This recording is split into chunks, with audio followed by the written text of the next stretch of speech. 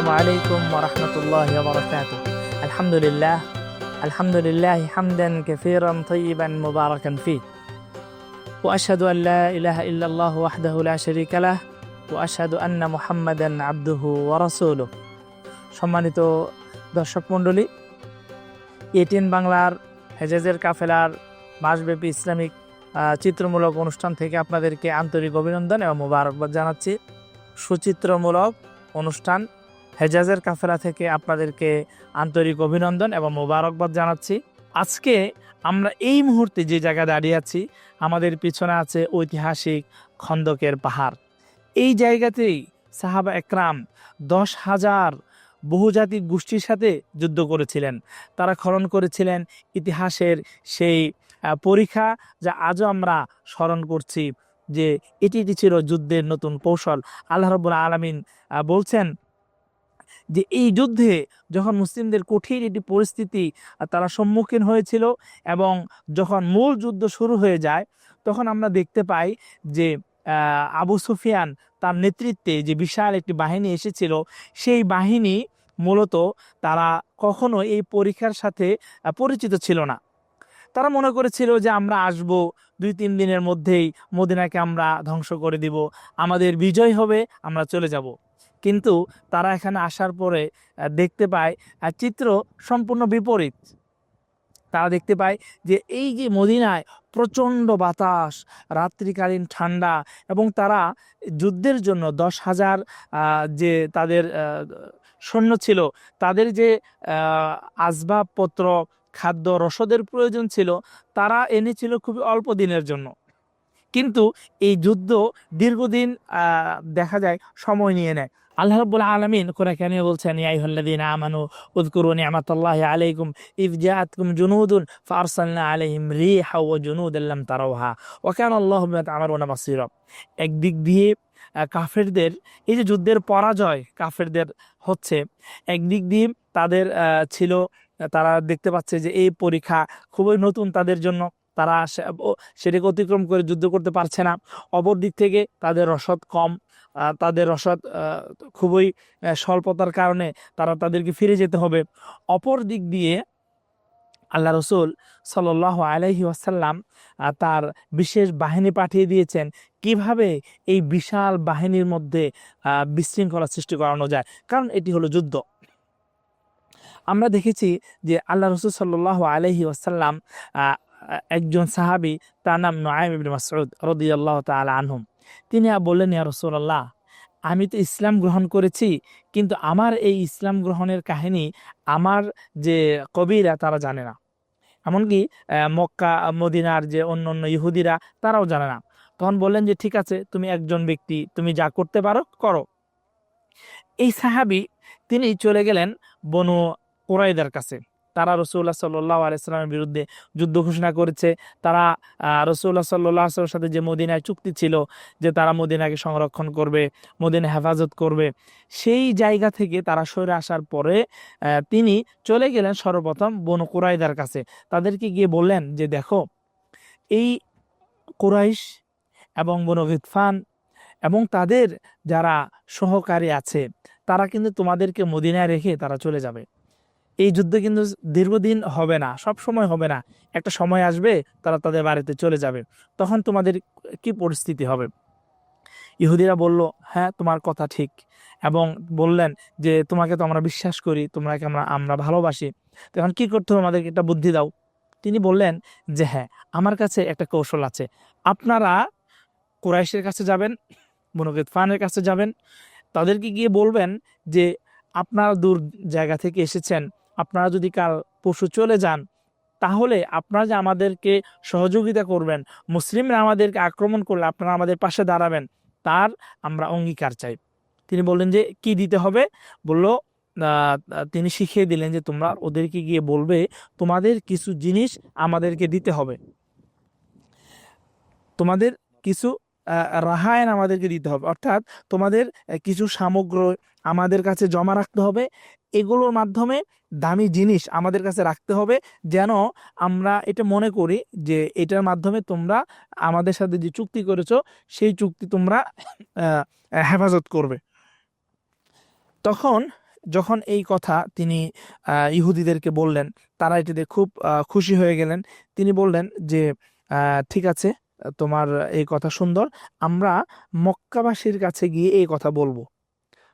মক্কা যারা কাফের রয়েছে তাদেরকে তিনি যে তখন আবু তখন এই যে ইহুদিরা, বনু কুরাইজার ইহুদিরা তখন কাফেরদের কাছে গিয়ে বলল যে তোমরা তো কিছুদিন পরে চলে যাবে যুদ্ধের ময়দান থেকে, তখন আমাদেরকে একা রেখে যাবে, তখন আমরা কি করব? তোমরা আমাদেরকে কিছু সম্পদ আমাদের কাছে রাখো, যেন তোমরা চলে গেলে সেই সম্পদের কারণ হলো তোমরা আসবে। এদিক থেকে মক্কার কাফেরদের কাছে এই সাহাবী নুআইম ইবনে মাসউদ রাদিয়াল্লাহু তাআলা আনহু তিনি গিয়েছেন, গিয়ে তাদেরকে বলেছেন, দেখো আমি তোমাদের কল্যাণ কামনা করছি। এখানে এই যে আমাদের বনী নযীর, বনু কুরাইযা যে ইহুদি গোষ্ঠী রয়েছে, ওরা তোমাদের কাছে আসবে, এসে তোমাদের কাছ থেকে কিছু সম্পদ চাইবে। কেন?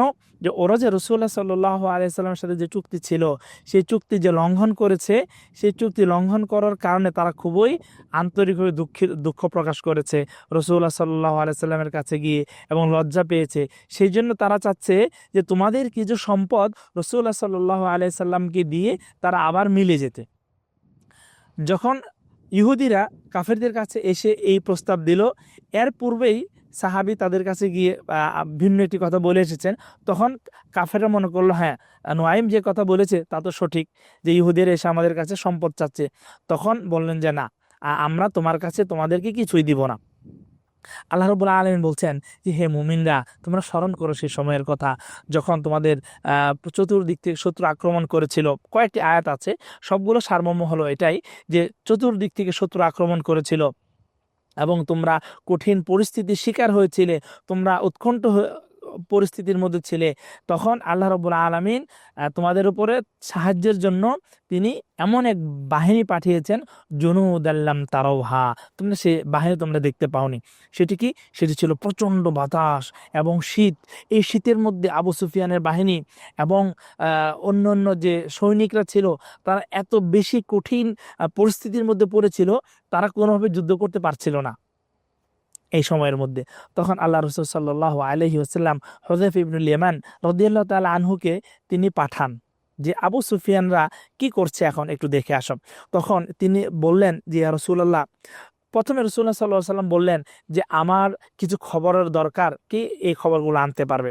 কোনো সাহাবী নড়াচড়া করছেন না, প্রচণ্ড ঠান্ডা পড়ছে, শীত, নড়াচড়া করার মতো সেই পরিস্থিতি নেই। আপনারা যারা মদিনায় সফর করেছেন, শীতের মৌসুমগুলোতে আপনারা দেখবেন যে এই যে শীতের কঠিন কনকনে শীতের মধ্যে মদিনাতে এবং যখন বাতাস হয়, নড়াচড়া করা খুবই কঠিন।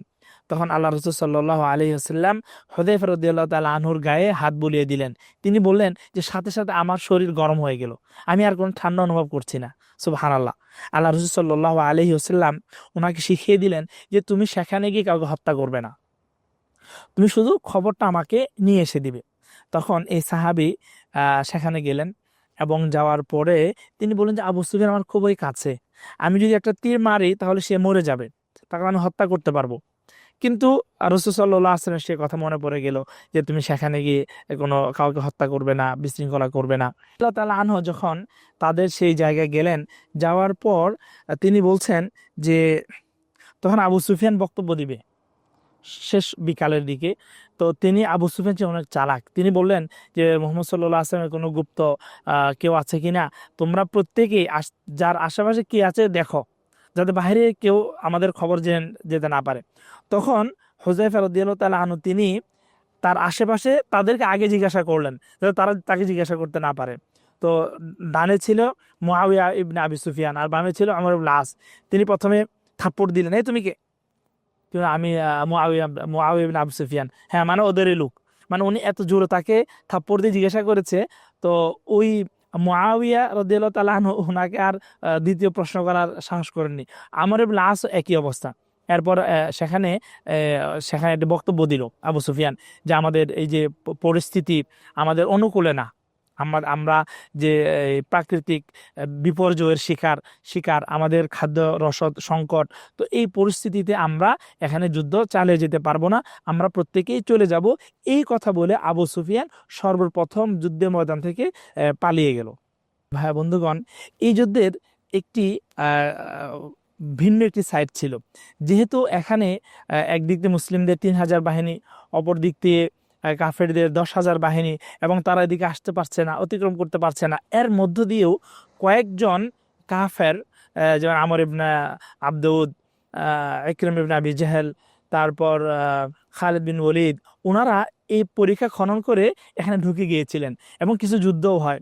আমরা জানি যে আমর ইবনে আবদউদ, সে ছিল অনেক বীর পুরুষ, সে একে অনেক মানুষকে হত্যা করতে পারত।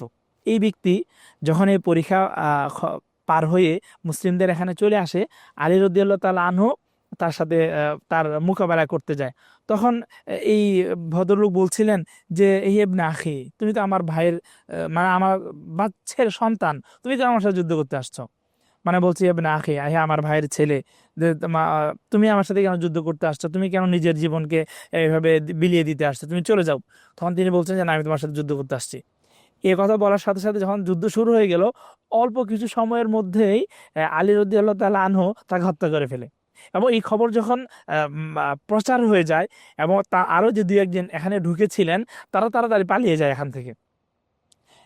আমরা অত্যন্ত দুঃখের সহিত দেখি যে এই যুদ্ধের মধ্যে বেশ কিছু সাহাবী রাদিয়াল্লাহু তাআলা আনহুম, ওনারাও শাহাদাত বরণ করেন, এবং তাদের মধ্যে অন্যতম হলেন সাদ ইবনে মুআদ। তিনি পরবর্তীতে শাহাদাত বরণ করেন। যুদ্ধের প্রায় 1 মাস পর্যন্ত তিনি জীবিত ছিলেন, এবং যুদ্ধের পর আরও বেশ কিছু দেখতে দেখতে একটি বিজ্ঞাপন বিরতির সময় হয়ে গেল। সম্মানিত দর্শক মণ্ডলী, আমাদের সাথেই থাকুন।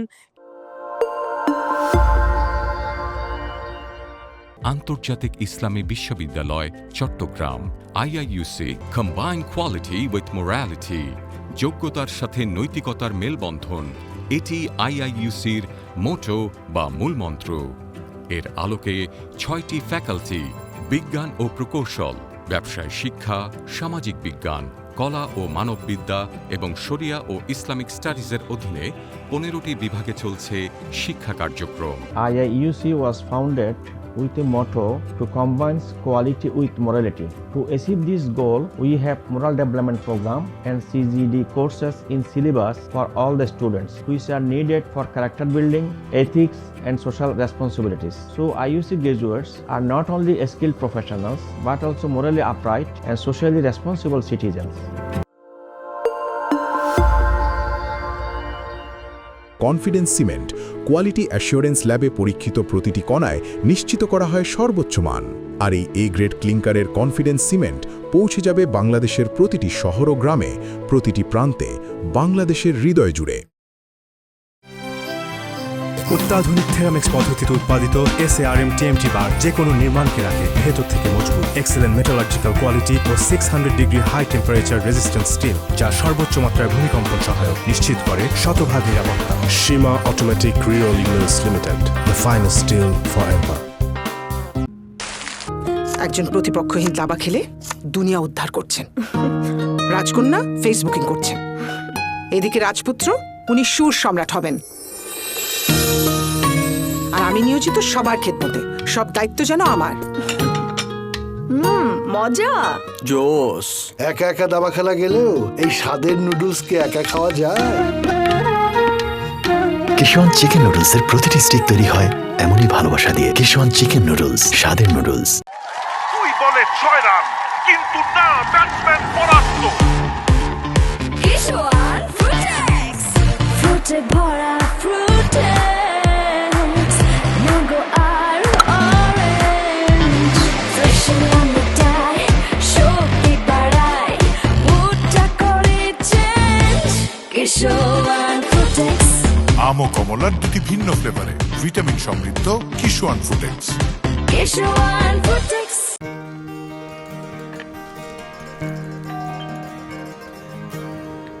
বাবা, বাবা, হালিম আনো নাই? হালিম আছে, আছে, ঘরেই বানাচ্ছি।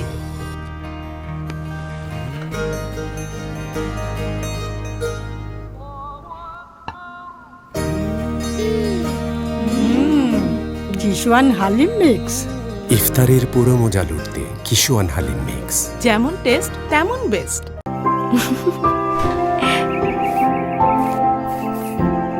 আমার কাজ শেষ, বড্ড খিদে লেগেছে। কেবিনেটে কিশোয়ান লাচ্চা সেমাই রাখা আছে, একটু রান্না করো না। তোমার সেই সহজ রান্না। বলো। কিশোয়ান লাচ্ছা সেমাই রেডি।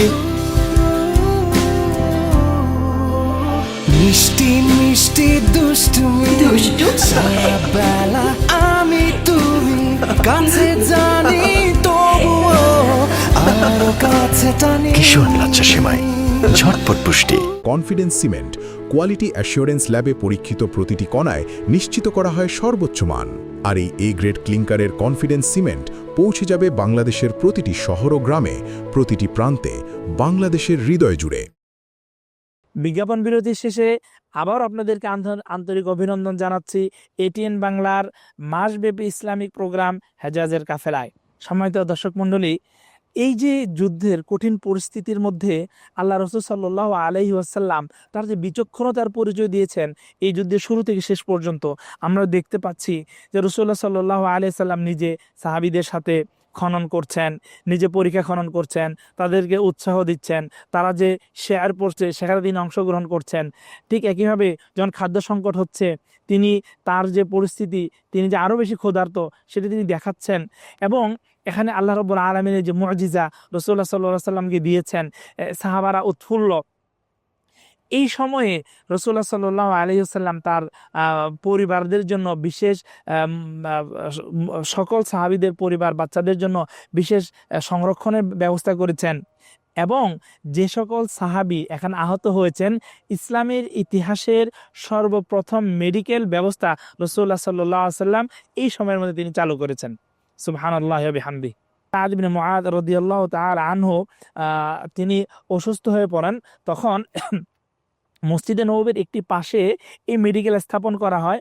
রুফাইদা আল আসলামি আল আনসারি, অর্থাৎ এই সাহাবিয়া, তিনি তিনি ছিলেন ডাক্তার প্রধান। তিনি যত সাহাবীরা অসুস্থ হচ্ছিলেন বা আহত হচ্ছিলেন তাদেরকে সেবা দিচ্ছিলেন। তো এই সাহাবী সর্বপ্রথম আমরা বলতে পারি যে ইসলামের ইতিহাসে সর্বপ্রথম মেডিকেল ডাক্তার ছিলেন। এবং সাদ ইবনে মুআদ রাদিয়াল্লাহু তাআলা আনহুকে এই জায়গাতেই রাসূলুল্লাহ সাল্লাল্লাহু আলাইহি ওয়াসাল্লাম ট্রিটমেন্ট দিয়েছেন। যখন কাফেররা পালায়ন করলো এবং দেখতে পেল যে তারা কোনোভাবে এই যুদ্ধের ময়দান টিকে থাকতে পারছে না, তাদের রসদ শেষ হয়ে গেল, আল্লাহ রাব্বুল আলামিন তাদের উপরে কঠিন বাতাস এবং কঠিন শীত তাদের উপর চাপিয়ে দিলেন।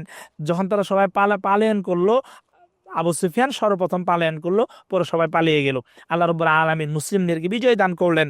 এরপর রাসূল সাল্লাল্লাহু আলাইহি ওয়াসাল্লাম সর্বপ্রথম যে কাজটি করলেন সেটি হলো এই মদিনাতে যারা রাসূলুল্লাহ সাল্লাল্লাহু আলাইহি ওয়াসাল্লামের সাথে গাদ্দারি করেছে, যারা মদিনার যে সনদ বা মদিনার যে চুক্তি যারা ভঙ্গ করেছে, বনু কুরাইদা, তাদের উপর আক্রমণ করেছেন। এটা ছিল আল্লাহ রাব্বুল আলামিনের নির্দেশ। রাসূলুল্লাহ সাল্লাল্লাহু আলাইহি ওয়াসাল্লাম জোহরের সালাতের সময় উম্মে সালমা রাদিয়াল্লাহু তাআলা আনহার ঘরে তিনি গোসল করছেন। সেই সময় জিবরিল আলাইহিস সালাম বললেন যে আপনি যুদ্ধের কাপড় খুলে ফেলছেন, অথচ ফেরেশতারা এখনো যুদ্ধের কাপড় খোলেনি, আপনি প্রস্তুত হন।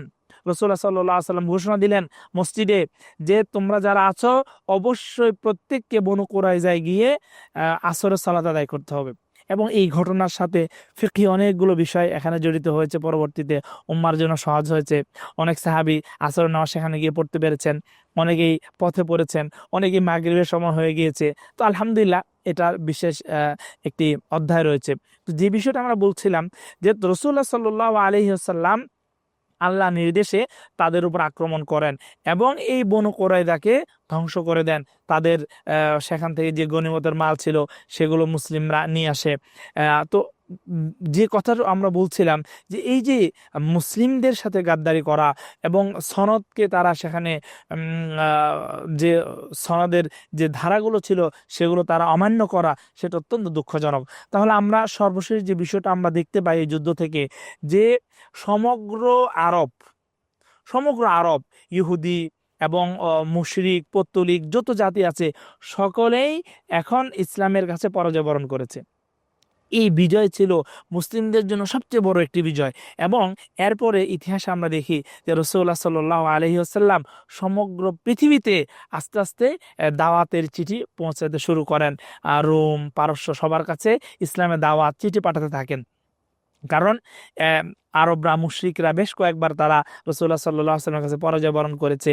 এবং সর্বশেষ ৫ম হিজরিতে ৬২৭ খ্রিস্টাব্দে এই যুদ্ধটা হয়েছিল। তো এই সময় ৫ম হিজরি ৬২৭ খ্রিস্টাব্দে সমগ্র আরব এক প্রকার রাসূলুল্লাহ সাল্লাল্লাহু আলাইহি ওয়াসাল্লামের নেতৃত্বকে তারা স্বীকৃতি দিতে বাধ্য হলো। এবং তাদের এই যে বহুমাত্রিক যে বাহিনী, বহুজাতিক এই বাহিনী এর পরাজয়ের মাধ্যমে ইসলামের সৌন্দর্য, ইসলামের বীরত্ব, ইসলামের যে আমরা বলতে পারি বীরত্ব গাথা, সেটা সমগ্র আরবের মধ্যে ছড়িয়ে পড়ে। এমনকি রোম, পারস্যর কাছেও ছড়িয়ে পড়ে যে সমগ্র আরব মিলে, ইহুদিরা মিলে সবাই, তারা ছিল যুদ্ধবাজ, তারা সকলেই মুহাম্মদ সাল্লাল্লাহু আলাইহি সাল্লামের বাহিনীর কাছে আত্মসমর্পণ করেছে, তাদের পরাজয় হয়েছে। এটি ছিল আমাদের জন্য ও ইসলামের জন্য অত্যন্ত গুরুত্বপূর্ণ একটি দিক। এই যুদ্ধে আল্লাহ রাব্বুল আলামিন মুসলিমদেরকে সহযোগিতা করেছেন, মুসলিমদের বিজয় হয়েছে। রাসূলুল্লাহ সাল্লাল্লাহু আলাইহি সাল্লামের আনুগত্য করেছেন সাহাবারা। এই যুদ্ধে রাসূলুল্লাহ সাল্লাল্লাহু আলাইহি সাল্লামের অনেকগুলো মুজিজা আমরা দেখতে পেয়েছি, যে মুজিজাগুলো আমাদের ঈমানকে বৃদ্ধি করে। এই মুজিজাগুলো আমাদের ঈমানকে অনেক বৃদ্ধি করে এবং সাহাবারা সেই সময় যুদ্ধের কঠিন পরিস্থিতিতে তাদেরকে স্থির রেখেছিল। আমরা এই যুদ্ধ থেকে শিক্ষা অর্জন করার চেষ্টা করব যে আমরা যদি আল্লাহ রাব্বুল আলামিনের জন্য আমাদের সবটুকু বিসর্জন করে দেই, অবশ্যই আল্লাহ রাব্বুল আলামিন জ্ঞানীভাবে আমাদেরকে সহযোগিতা করবেন, যেভাবে আল্লাহ রাব্বুল আলামিন এই যুদ্ধে করেছেন। আল্লাহ রাব্বুল আলামিনের কাছে আমরা তৌফিক কামনা করি। আল্লাহ রাব্বুল আলামিন যেন আমাদেরকে শিক্ষা অর্জন করার তৌফিক দান করে, ইসলামের উপরে অটল থাকার তৌফিক দান করেন। আল্লাহুম্মা আমিন। সম্মানিত দর্শক মণ্ডলী, আমরা আমাদের অনুষ্ঠানের শেষ পর্যায়ে চলে এসেছি। ইনশাআল্লাহ আবারও নতুন কোনো জায়গায়, নতুন কোনো ঐতিহাসিক নিদর্শনে আমরা আপনাদেরকে নিয়ে যাব। সেখানকার চিত্র এবং সেখানকার যে বিষয়গুলো রয়েছে সেগুলো আপনাদের সামনে তুলে ধরবো ইনশাআল্লাহ। ততক্ষণ পর্যন্ত আপনারা ভালো থাকুন, সুস্থ থাকুন, নিরাপদে থাকুন। আপনাদের সাথে আবার দেখা হচ্ছে ইনশাআল্লাহ। ওমা তৌফিক ইল্লা বিল্লাহ। আসসালামু আলাইকুম ওয়া রাহমাতুল্লাহি ওয়া বারাকাতুহু। আন্তর্জাতিক ইসলামী বিশ্ববিদ্যালয় Chattogram IIUC combine quality with morality, যোগ্যতার সাথে নৈতিকতার মেলবন্ধন, এটি IIUCর মোটো বা মূলমন্ত্র। এর আলোকে 6টি ফ্যাকাল্টি, বিজ্ঞান ও প্রকৌশল, ব্যবসায় শিক্ষা, সামাজিক বিজ্ঞান, কলা ও মানববিদ্যা এবং শরিয়া ও ইসলামিক স্টাডিজের অধীনে 15টি বিভাগে চলছে শিক্ষা কার্যক্রম। IIUC was founded with a motto to combine quality with morality. To achieve this goal, we have moral development program and CGD courses in syllabus for all the students, which are needed for character building, ethics, and social responsibilities. So IUC graduates are not only skilled professionals, but also morally upright and socially responsible citizens. একটি দেশের ভবিষ্যৎ গড়ে ওঠে তার ভিত্তি থেকে। তাই বিশ্বখ্যাত জার্মান VRM প্রযুক্তিতে কনফিডেন্স সিমেন্ট নির্মাণ করেছে নতুন প্ল্যান্ট। ইন্দোনেশিয়া থেকে আমদানিকৃত গ্রেড ক্লিংকারের সমন্বয়ে উৎপাদিত কনফিডেন্স সিমেন্ট কোয়ালিটি অ্যাসিওরেন্স ল্যাবে পরীক্ষিত প্রতিটি কণায় নিশ্চিত করা হয় সর্বোচ্চ মান। আর এই গ্রেড ক্লিংকারের কনফিডেন্স সিমেন্ট পৌঁছে যাবে বাংলাদেশের প্রতিটি শহর ও গ্রামে, প্রতিটি প্রান্তে, বাংলাদেশের হৃদয় জুড়ে।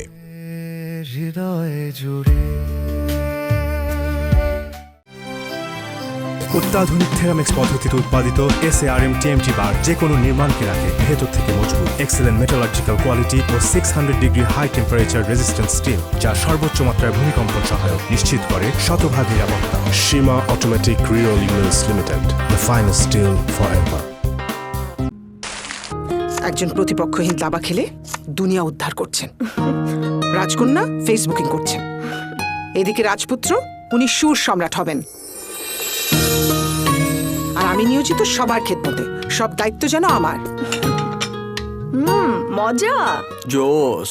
একা একা দাবা খেলা গেলেও এই স্বাদের নুডলসকে একা খাওয়া যায়? কিশোয়ান চিকেন নুডলসের প্রতিটি স্টিক তৈরি হয় এমনই ভালোবাসা দিয়ে। কিশোয়ান চিকেন নুডলস, স্বাদের নুডলস। 2 বলে 6 রান, কিন্তু না, ব্যাটসম্যান পরাস্ত। কিশোয়ান ফ্রুটেক্স ফ্রুটে ভরা ফ্রুটেক্স ম্যাঙ্গো আর অরেঞ্জ ফ্রেশলি আনন্দায় শক্তি বাড়ায় মুডটা করে চেঞ্জ কিশোয়ান ফ্রুটেক্স আম ও কমলার দুটি ভিন্ন ফ্লেভারে ভিটামিন সমৃদ্ধ কিশোয়ান ফ্রুটেক্স। কিশোয়ান ফ্রুটেক্স।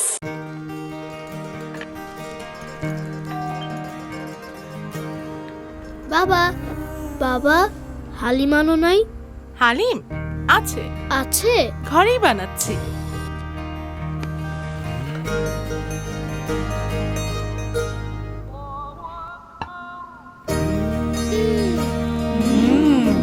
কিশোয়ান হালিম মিক্স। ইফতারের পুরো মজা লুটতে কিশোয়ান হালিম মিক্স। যেমন টেস্ট তেমন বেস্ট।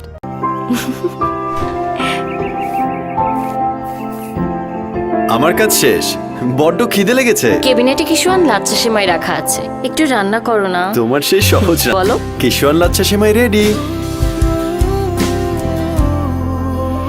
মিষ্টি মিষ্টি দুষ্টুমি সারা বেলা আমি তুমি কাছে জানি তবুও আরো কাছে টানি। কিশোয়ান লাচ্ছা সেমাই, ঝটপট পুষ্টি। কনফিডেন্স সিমেন্ট কোয়ালিটি অ্যাসিওরেন্স ল্যাবে পরীক্ষিত প্রতিটি কণায় নিশ্চিত করা হয় সর্বোচ্চ মান। আর এই এ গ্রেড ক্লিংকারের কনফিডেন্স সিমেন্ট পৌঁছে যাবে বাংলাদেশের প্রতিটি শহর ও গ্রামে, প্রতিটি প্রান্তে, বাংলাদেশের হৃদয় জুড়ে।